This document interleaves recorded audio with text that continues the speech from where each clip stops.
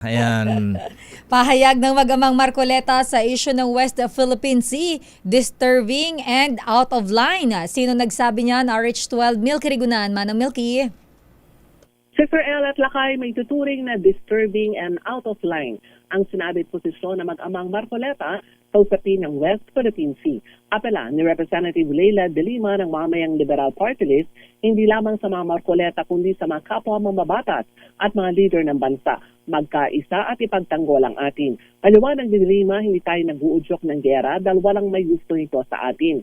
At prioridad ng bawat Pilipino ay ipagtanggol ang ating karapatan na kinikilala at pinagtibay ng international law. Gate ni de Lima, ipagtanggol natin ang ating dangal at soberenya, salit na kampihan ang dayuhan na nambubuli, nangaharap sa ating mga kababayan at umaangkin ng teritoryo ng Pilipinas.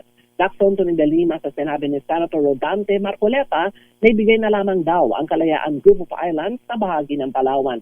Kinampihan pa ito ng kanyang anak na si Representative Paulo Marcoleta ng Sagip Party List at sinabi ng sa Philippine Coast Guard spokesman Jay Tariela at ilang mga senadorang ilagay daw sa frontline sakaling magdeklara ng gera ang China laban sa Pilipinas.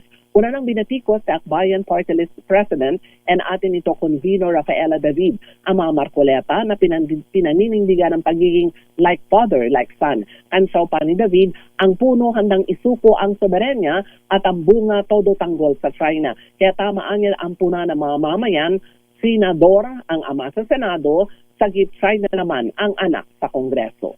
Ako si Milky Rigunan, nagulat para sa DCRH, una sa Pilipinas, una sa Pilipino.